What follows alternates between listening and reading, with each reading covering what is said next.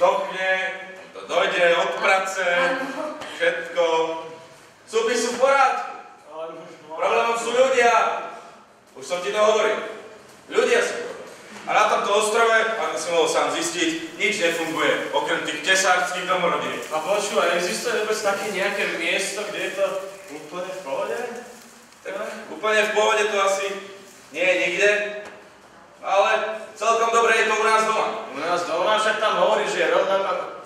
Čo u nás doma? No, samozrejme, sú nejaké chyby a my všetci sa musíme snažiť, aby sme to zlepšili, pretože sloboda nie je zadarmo.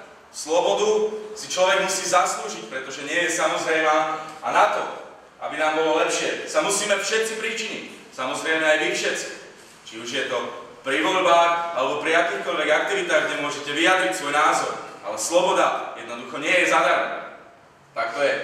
Teraz som sa dojala.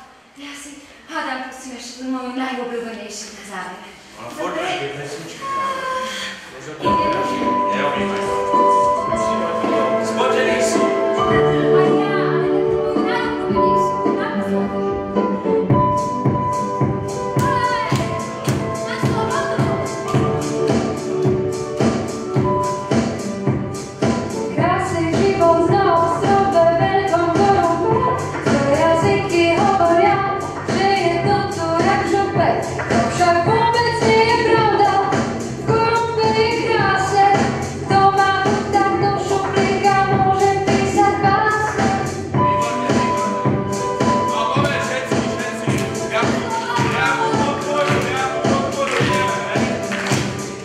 Človek je nás všetkých tak podporuje, máme všetci veľkú radosť, keď sa kumpluje.